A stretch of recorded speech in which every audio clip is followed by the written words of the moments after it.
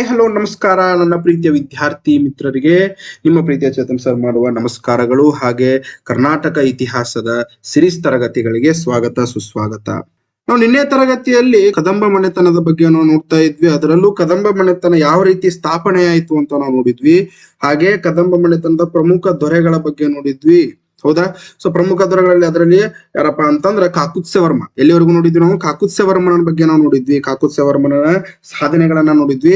ಕಾಕುತ್ಸ್ಯ ವರ್ಮನ ನಂತರ ಏನಾಯ್ತು ಕದಂಬ ಮನೆತನ ಅನ್ನೋದು ಈ ಒಂದು ಏನಪ್ಪಾ ಅಂತಂದ್ರೆ ತರಗತಿಯಲ್ಲಿ ನಾವು ನೋಡೋಣ. ಈ ಒಂದು ವಿಡಿಯೋದಲ್ಲಿ ನಾವೇನಪ್ಪಾ ಅಂದ್ರೆ ತಿಳ್ಕೊಳ್ಳುವಂತ ಒಂದು ಪ್ರಯತ್ನವನ್ನ ಮಾಡೋಣ.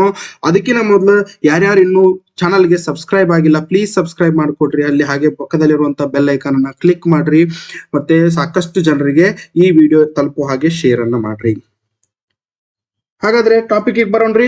ಈಗ ಕಾಕುತ್ಸ್ಯ ವರ್ಮನ ನಂತರ ಕದಂಬ ಮನೆತನದಲ್ಲಿ ಏನಾಯ್ತು, ಕದಂಬ ಸಾಮ್ರಾಜ್ಯದಲ್ಲಿ ಏನಾಯ್ತು ಅಂತಂದ್ರೆ ಎರಡು ಭಾಗವಾಗಿ ಆಗ್ತದ, ಅಂದ್ರೆ ಶಾಖೆಗಳಾಗ್ತಾವ್ರಿ. ಕದಂಬ ಮನೆತನದಲ್ಲಿ ಏನಾಗ್ತದಪ್ಪ ಅಂತಂದ್ರ ಶಾಖೆಗಳಾದವು. ಯಾವ್ಯಾವ ಶಾಖೆಗಳಾದವ್ರಿ? ಒಂದೇದು ಬನವಾಸಿ ಶಾಖೆ ರೀ. ಒಂದೇದು ಯಾವ್ದ್ರಿ? ಬನವಾಸಿ ಶಾಖೆ. ಇನ್ನೊಂದು ತ್ರಿಪರ್ವತ ಶಾಖೆ. ತ್ರಿಪರ್ವತ ಶಾಖೆ, ಇನ್ನೊಂದು ಬನವಾಸಿ ಶಾಖೆ ಅಂತಂದ ಹೇಳಿ ಎರಡು ಶಾಖೆಗಳಾಗ್ತಾವ್ರಿ. ಎಲ್ಲಿ? ಕದಂಬ ಮನೆತನದ ಎರಡು ಶಾಖೆಗಳಾಗ್ತಾವ.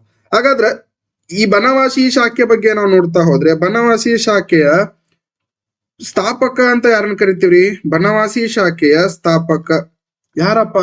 ಶಾಂತಿವರ್ಮ.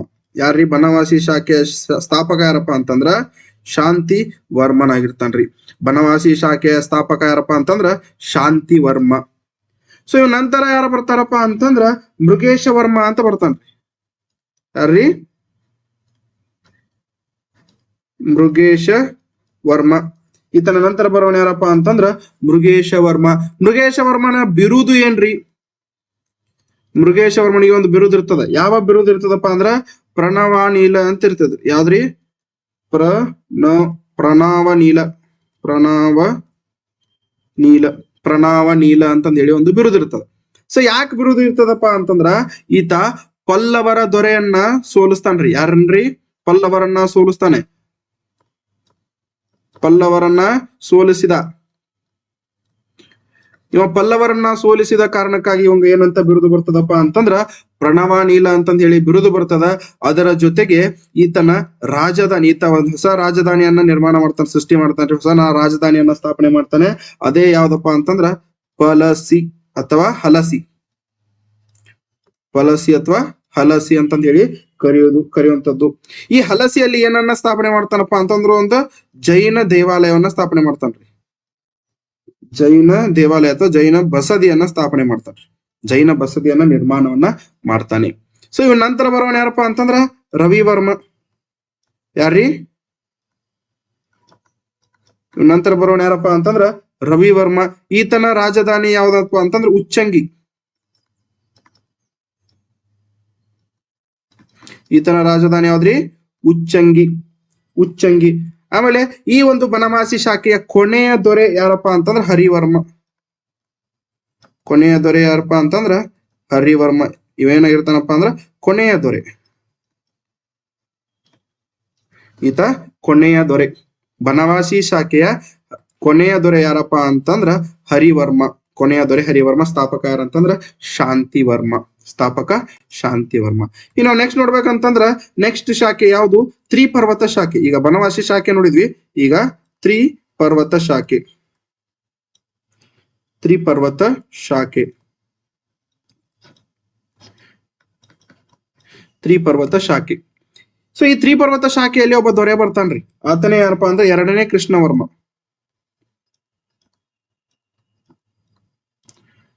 ಎರಡನೇ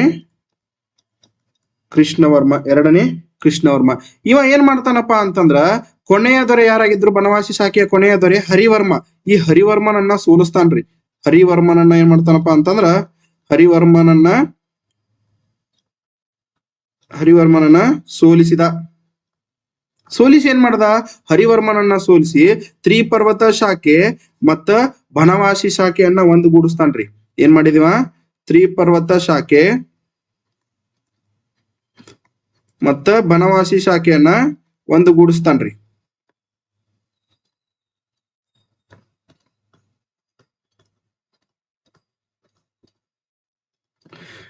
ಬನವಾಸಿ ಶಾಖೆ ಮತ್ತು ತ್ರಿಪರ್ವತ ಶಾಖೆಯನ್ನ ಏನ್ ಮಾಡ್ದಾವ ಒಂದು ಗೂಡ್ಸ ಹರಿವರ್ಮನನ್ನ ಸೋಲಿಸಿ ಈ ಎರಡನೇ ಕೃಷ್ಣವರ್ಮ ಏನ್ ಮಾಡ್ತಾನಂತಂದ್ರೆ ಬನವಾಸಿ ಶಾಖೆ ಮತ್ತೆ ತ್ರಿಪರ್ವತ ಶಾಖೆಯನ್ನ ಏನಪ್ಪಾ ಅಂತಂದ್ರೆ ಎರಡನ್ನೂ ಏನಪ್ಪಾ ಅಂತಂದ್ರೆ ಒಂದು ಗೂಡ್ಸಿ ಕದಂಬರ ಸಾಮ್ರಾಜ್ಯವನ್ನ ದೊಡ್ಡದಾಗಿ ಮಾಡ್ತಾನೆ. ಮೊದ್ಲು ಹೆಂಗಿತ್ತಲ್ಲ ಅದೇ ರೀತಿ ದೊಡ್ಡದಾಗಿ ಮಾಡ್ತಾನೆ. ಇದೇ ಸಮಯವನ್ನ ನೋಡ್ಕೊಂಡು ಇವರ ಮೇಲೆ ಯಾರ ಆಕ್ರಮಣವನ್ನ ಮಾಡ್ತಾರಪ್ಪ ಅಂತಂದ್ರ ಚಾಲುಕ್ಯರು ಆಕ್ರಮಣ ಮಾಡ್ತಾರೆ. ಯಾರು ಆಕ್ರಮಣ ಮಾಡ್ತಾರಿ? ಚಾಲುಕ್ಯರು ಆಕ್ರಮಣ ಮಾಡ್ತಾರೆ. ಈ ಟೈಮ್ದೊಳಗ ಚಾಲುಕ್ಯರು ಏನ್ ಮಾಡ್ತಾರಪ್ಪ ಅಂತಂದ್ರ ಆಕ್ರಮಣವನ್ನ ಮಾಡಿದ್ರು.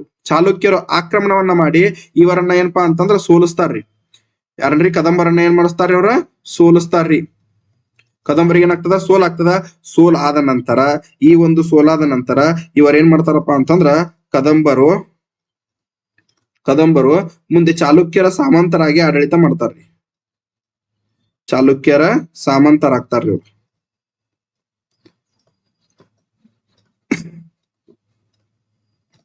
ಚಾಲುಕ್ಯರ ಸಾಮಂತರಾಗಿ ಏನ್ ಮಾಡ್ತಾರಪ್ಪ ಅಂತಂದ್ರೆ ಇವರು ಆಡಳಿತವನ್ನ ಮಾಡ್ತಾರೆ.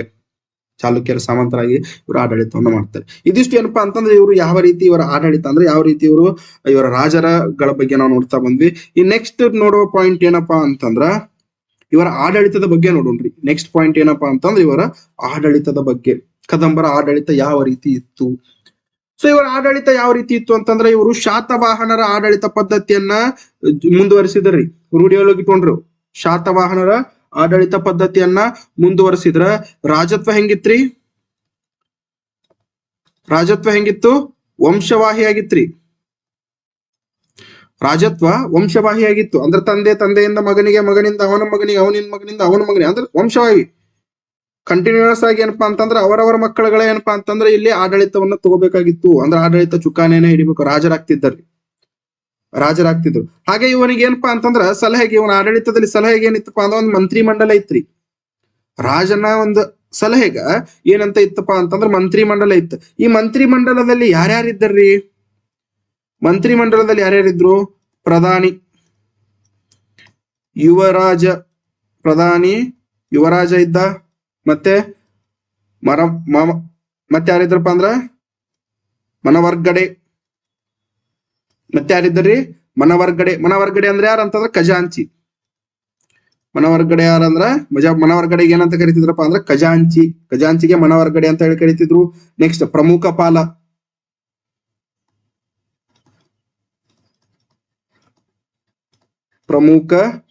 ಪ್ರಮುಖ ಪಾಲ ಅಂದ್ರೆ ಯಾರ? ಲೆಕ್ಕಪತ್ರ ನೋಡ್ಕೊಳವ್ರಿ.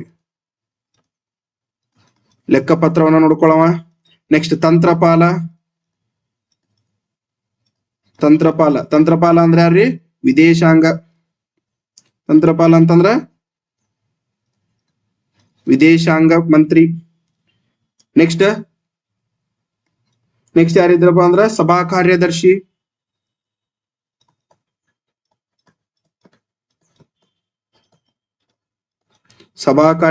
ಆಗಿದ್ರು.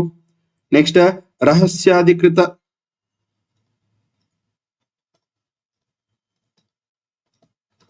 ನೆಕ್ಸ್ಟ್ ಯಾರ್ರಿ? ರಹಸ್ಯಾಧಿಕೃತ. ಇವ ಯಾರಪ್ಪ ಅಂತಂದ್ರ ಆಪ್ತ ಕಾರ್ಯದರ್ಶಿ. ರಾಜನ ಆಪ್ತ ಕಾರ್ಯದರ್ಶಿ. ರಾಜನ ಆಪ್ತ ಕಾರ್ಯದರ್ಶಿ. ಹಾಗೆ ಏನಪ್ಪಾ ಅಂತಂದ್ರ ಇವನಿಗೆ ಕೆಲವೊಂದಿಷ್ಟು ಉಪದೇಶ ನೀಡಾಕ್ರಿ. ಏನಪ್ಪಾ ಅಂತಂದ್ರ ಉಪದೇಶ ನೀಡಾಕ ಏನಪ್ಪಾ ಅಂತಂದ್ರ ಹಿರಿಯರ ಏನಿತ್ತಂತಂದ್ರ ಸದನ ಇತ್ರಿ. ಅವಂಗ ಹಿರಿಯರ ಒಂದು ಗುಂಪಿತ್ತು. ಎದಕ್ಕ? ಉಪದೇಶ ನೀಡಾಕ. ಅವ್ರಿಗೆ ಏನಂತ ಕರಿತಿದ್ರಪ್ಪ ಅಂದ್ರ ವಿದ್ಯಾವೃದ್ಧರು ಅಂತ ಕರಿತಿದ್ರ.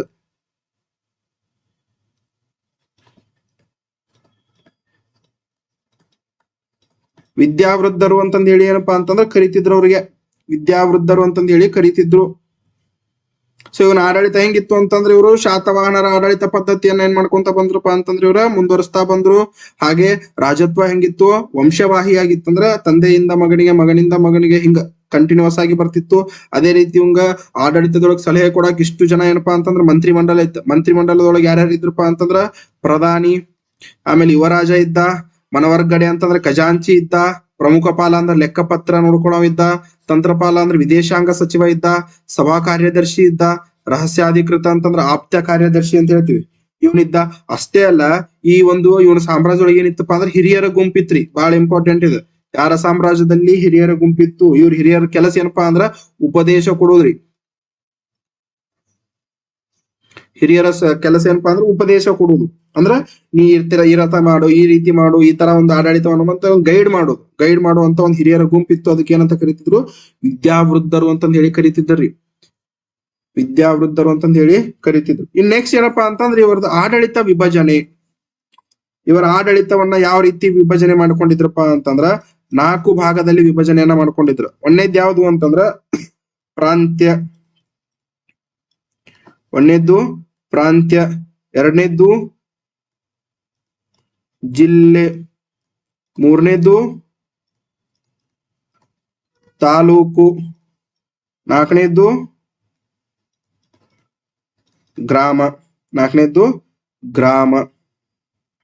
ಸೊ ಈ ಪ್ರಾಂತ್ಯದ ಅಧಿಕಾರಿಯನ್ನ ಏನಂತ ಕರಿತಿದ್ರಪ್ಪ, ಪ್ರಾಂತ್ಯದ ಅಧಿಕಾರಿ ಅಂದ್ರೆ ಪ್ರಾಂತ್ಯದ ಹೆಡ್ ಯಾರಪ್ಪ ಅಂದ್ರೆ ಯುವರಾಜ ಆಗಿದ್ರಿ. ಪ್ರಾಂತ್ಯದ ಹೆಡ್ ಯಾರಂದ್ರ ಯುವರಾಜ. ಜಿಲ್ಲೆಯ ಹೆಡ್ ಯಾರಪ್ಪ ಅಂದ್ರೆ ಜಿಲ್ಲೆಯ ಹೆಡ್ ಯಾರಪ್ಪ ಅಂದ್ರೆ ವಿಷಯ. ತಾಲೂಕಿನ ಹೆಡ್ ಯಾರಪ್ಪ ಅಂದ್ರೆ ತಾಲೂಕಿನ ಹೆಡ್ ಯಾರಾದ್ರೆ ಕಂಪನ ಆಗಿದ್ದ. ಗ್ರಾಮದ ಹೆಡ್ ಯಾರಾಗಿದ್ರಪ್ಪ ಅಂತಂದ್ರ ಗಾವುಂಡ.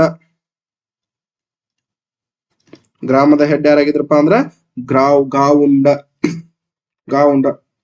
ಇನ್ನು ನೆಕ್ಸ್ಟ್ ಏನಪ್ಪಾ ಅಂತಂದ್ರೆ ಇವನ ಆರ್ಥಿಕತೆ ನೋಡೋಣ್ರಿ. ಇವರ ಆರ್ಥಿಕತೆ ಹೆಂಗಿತ್ತು? ಇವರ ಮೇನ್ ಆರ್ಥಿಕತೆ ಏನಪ್ಪಾ ಅಂದ್ರ ಭೂ ಕಂದಾಯ ರೀ.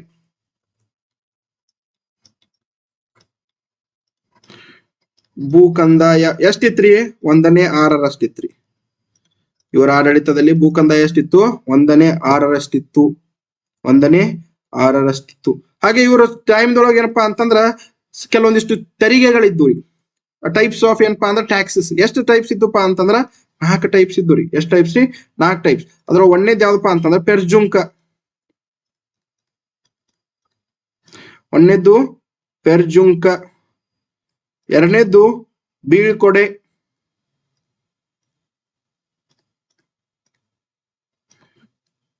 ಮೂರನೇದ್ದು ಪನ್ನಾಯ, ನಾಲ್ಕನೇದ್ದು ಕಿರುಕುಳ.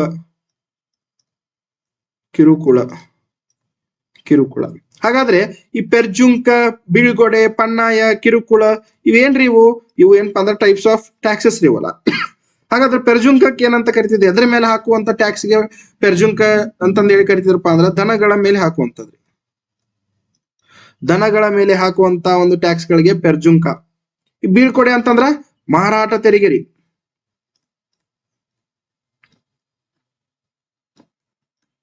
ಮಾರಾಟ ತೆರಿಗೆ. ಇನ್ ಪನ್ನಾಯ ಅಂತಂದ್ರ ಮಾರುಕಟ್ಟೆ ಸುಂಕ ರೀ. ಮಾರುಕಟ್ಟೆ ಸುಂಕ ಏನಂತ ಕರೆದ್ರಪ್ಪ ಅಂದ್ರ ಪನ್ನಾಯ ಅಂತ ಕರೆದ್ರು. ಕಿರುಕುಳ ಅಂತಂದ್ರ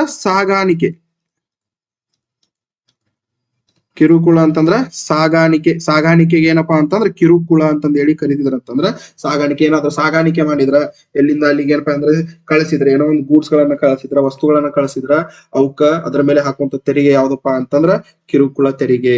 ಅದ್ರ ಮೇಲೆ ಹಾಕುವಂತ ತೆರಿಗೆ ಯಾವ್ದಪ್ಪ ಅಂದ್ರೆ ಕಿರುಕುಳ ತೆರಿಗೆ.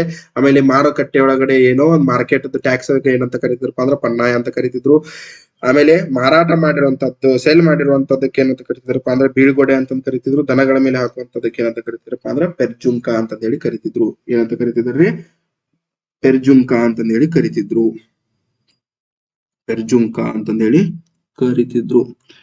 ನೆಕ್ಸ್ಟ್ ಏನಪ್ಪಾ ಅಂತಂದ್ರ ಇವನ ಟೈಮ್ದೊಳಗಡೆ ಏನಿತ್ತಪ್ಪ ಅಂತ ಕೆಲವೊಂದಿಷ್ಟು ಏನಿದ್ದು ಅಂತಂದ್ರ ಇಂಪಾರ್ಟೆಂಟ್ ರೀ, ನಾಣ್ಯಗಳು ರೀ. ಇವನ ಒಂದು ಆಸ್ಥಾನದಲ್ಲಿ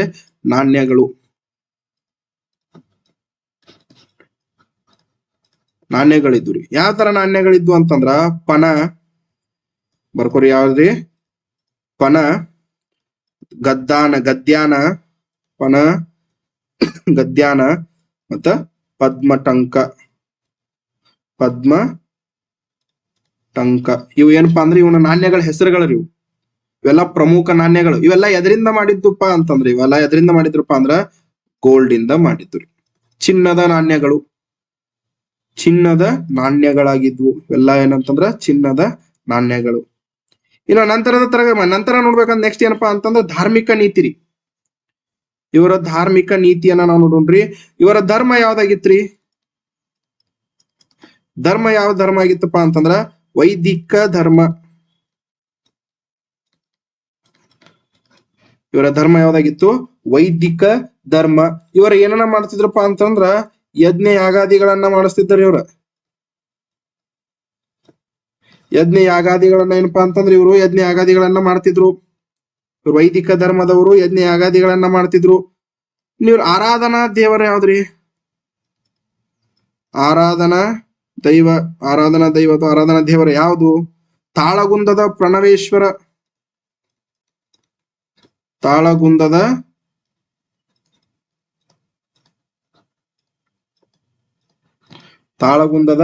ಪ್ರಣವೇಶ್ವರ. ತಾಳಗುಂದದ ಪ್ರಣವೇಶ್ವರ. ಇದೇ ತಾಳಗುಂದದ ಪ್ರಣವೇಶ್ವರನ ದೇವಸ್ಥಾನದ ಮುಂದೆ ಏನಪ್ಪಾ ಅಂತಂದ್ರೆ ಕಂಡು ಬರೋದು ಏನಪ್ಪಾ ಅಂದ್ರೆ ತಾಳಗುಂದ ಶಾಸನ. ತಾಳಗುಂದ ಶಾಸನ. ಈ ತಾಳಗುಂದ ಪ್ರಣವೇಶ್ವರ ಯಾವ ಜಿಲ್ಲೆಯಲ್ಲಿ ಐತ್ರಿ? ಇದ ಶಿವಮೊಗ್ಗ. ಶಿವಮೊಗ್ಗ ಜಿಲ್ಲೆಯಲ್ಲಿರುವಂತದ್ದು. ಶಿವಮೊಗ್ಗ ಜಿಲ್ಲೆಯಲ್ಲಿರುವಂತದ್ದು. ನೆಕ್ಸ್ಟ್ ಇವರ ಕುಲ ದೇವತೆ.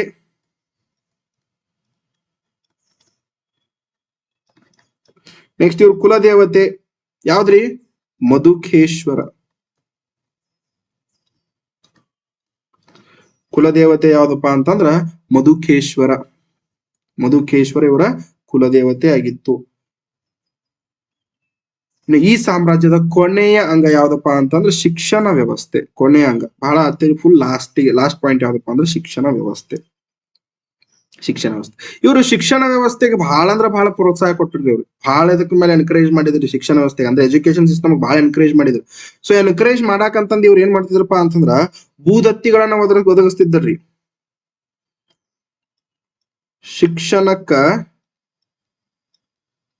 ಶಿಕ್ಷಣಕ್ಕೆ ಪ್ರೋತ್ಸಾಹ ಮಾಡಾಕ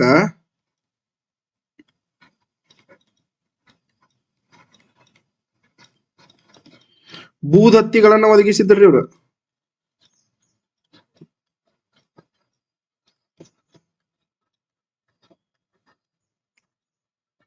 ಭೂದತ್ತಿಗಳನ್ನ ಏನ್ ಮಾಡಿದ್ರಪ್ಪ ಅಂತಂದ್ರೆ ಒದಗಿಸಿದ್ರು. ಆಮೇಲೆ ಇವರ ಕಾಲದ ಶಿಕ್ಷಣ ಸಂಸ್ಥೆಗಳರಿ. ಶಿಕ್ಷಣ ಸಂಸ್ಥೆಗಳು ಎಲ್ಲಿ ಶಿಕ್ಷಣವನ್ನ ಕಲಿಸ್ತಾ ಇದ್ರಪ್ಪ ಅಂದ್ರೆ ಇವ್ರು ಅಗ್ರಹಾರದಲ್ಲಿ ಕಲಿಸ್ತಾ ಇದ್ದಾರ್ರಿ. ಅಗ್ರಹಾರದಲ್ಲಿ ಏನಪ್ಪಾ ಅಂದ್ರೆ ಇವ್ರು ಶಿಕ್ಷಣ ಸಂಸ್ಥೆಗಳಿಗೆ ನಾವ್ ಏನಂತ ಕರಿತಿದ್ರಪ್ಪ ಅಂದ್ರೆ ಅವರು ಅಗ್ರಹಾರಗಳು ಅಂತ ಕರಿತಿದ್ರು. ಅವ್ ಎಲ್ಲಿದ್ದು ರೀ? ಅಗ್ರಹಾರಗಳು ಎಲ್ಲೆಲ್ಲಿದ್ದಪ್ಪ ಅಂದ್ರೆ ತಾಳಗುಂದದಲ್ಲಿದ್ದು ರೀ. ತಾಳಗುಂದದಲ್ಲಿ, ಆಮೇಲೆ ಲಕ್ಕುಂಡಿಯಲ್ಲಿ. ತಾಳಗುಂದ ಮತ್ತ ಲಕ್ಕುಂಡಿಯಲ್ಲಿ ಏನಪ್ಪಾ ಅಂತಂದ್ರ ಈ ಅಗ್ರಹಾರಗಳನ್ನ ನಾವು ನೋಡ್ತೀವಿ. ಹಾಗ ಏನಪ್ಪಾ ಅಂತಂದ್ರ ಉನ್ನತ ಶಿಕ್ಷಣಕ್ರಿ. ಉನ್ನತ ಶಿಕ್ಷಣ ಸಂಸ್ಥೆಗಳಿಗೆ ಏನಂತ ಕರಿತಿದ್ರು ಇವರು? ಘಟಿಕೆಗಳು ಅಂತ ಕರಿತಿದ್ರು. ಏನಂತ ಕರಿತಿದ್ರು ಇವನ? ಘಟಿಕೆಗಳು ಅಂತಂದ್ ಹೇಳಿ ಕರಿತಿದ್ರು. ಘಟಿಕೆಗಳು ಅಂತ ಹೇಳಿ ಕರಿತಿದ್ರು. ಈ ಘಟಿಕೆಗಳು ಎಲ್ಲೆಲ್ಲಿದಾವಪ್ಪ ಅಂತಂದ್ರ ಎಲ್ಲೆಲ್ಲಿದಾವ್ರಿ? ಕಲಬುರ್ಗಿಯ ನಾಗಾವಿ, ಆಮೇಲೆ ಬಾಗಲಕೋಟೆಯ ತೇರದಾಳ,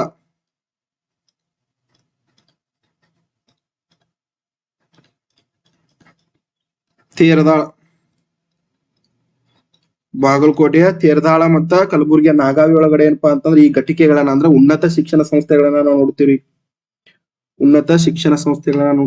ಇದಿಷ್ಟು ಏನಪ್ಪಾ ಅಂತಂದ್ರ ಕದಂಬರ ಬಗ್ಗೆ ಇರುವಂತದ್ದು, ಕದಂಬರ ಇತಿಹಾಸವನ್ನ ಹೇಳುವಂತ ಒಂದು ತರಗತಿ ಆಗಿರ್ತದ. ಸೊ ಇದರಲ್ಲಿ ಏನಪ್ಪಾ ಅಂದ್ರೆ ಬಹಳ ಪ್ರಮುಖ ಏನಪ್ಪಾ ಅಂದ್ರೆ ಕಾಕುಸ್ಥ ವರ್ಮನದ ಪ್ರಮುಖ ಆಗಿರ್ತದ. ಆಮೇಲೆ ಶಾಖೆಗಳು ಪ್ರಮುಖವಾಗಿರ್ತಾವ. ಆಮೇಲೆ ಆರ್ಥಿಕತೆ, ಆಮೇಲೆ ತೆರಿಗೆಗಳು ಬಹಳ ಇಂಪಾರ್ಟೆಂಟ್ ಆಗಿರ್ತದ. ಆಮೇಲೆ ಇವರ ಧಾರ್ಮಿಕ ನೀತಿ, ಹೌದಾ, ಇವೆಲ್ಲವೂ ಏನಪ್ಪಾ ಅಂತಂದ್ರ ಇಂಪಾರ್ಟೆಂಟ್ ಆಗಿರ್ತದ. ಸೊ ಇದಿಷ್ಟು ಏನಪ್ಪಾ ಅಂತ ಇವತ್ತಿನ ತರಗತಿ ಆಗಿರ್ತದ. ಸೊ ತರಗತಿ ಎಲ್ಲರಿಗೂ ಇಷ್ಟ ಆಯ್ತು ಅಂತ ಅನ್ಕೊಂತೀನಿ. ಸೊ ದಯವಿಟ್ಟು ಯಾರ್ಯಾರಿಗೆ ಇಷ್ಟ ಆಗೈತೆ, ಸೊ ಎಲ್ಲರಿಗೂ ಇಷ್ಟ ಆಗೈತೆ ಅಂತ ಭಾವಿಸಿ ಎಲ್ಲರೂ ಈ ಒಂದು ವಿಡಿಯೋಕ್ಕೆ ಏನಪ್ಪಾ ಅಂತಂದ್ರೆ ಶೇರ್ ಮಾಡ್ರಿ, ಆಮೇಲೆ ಲೈಕ್ ಮಾಡ್ರಿ, ಆಮೇಲೆ ಇನ್ನು ಯಾರ್ಯಾರು ಸಬ್ಸ್ಕ್ರೈಬ್ ಮಾಡ್ಕೊಂಡಿಲ್ಲ ಪ್ಲೀಸ್ ಸಬ್ಸ್ಕ್ರೈಬ್ ಮಾಡ್ಕೊಳ್ರಿ ಅಂತ ಹೇಳ್ತಾ ಇವತ್ತಿನ ತರಗತಿಯನ್ನ ಮುಗಿಸ್ತೀನಿ. ಮುಂದಿನ ತರಗತಿಯಲ್ಲಿ ಏನಪ್ಪಾ ಅಂತಂದ್ರ ಇನ್ನೊಂದು ಒಂದು ಪ್ರಸಿದ್ಧ ಮನೆತನದ ಬಗ್ಗೆ ಏನಪ್ಪಾ ಅಂತಂದ್ರ ತರಗತಿಯನ್ನ ಪ್ರಾರಂಭ ಮಾಡ್ತೀನಿ ಮುಂದಿನ ತರಗತಿಯಲ್ಲಿ. ಸೊ ಇಷ್ಟ ಹೇಳ್ತಾ ಇವತ್ತಿನ ತರಗತಿಯನ್ನ ಮುಗಿಸ್ತೀನಿ. Thank you so much.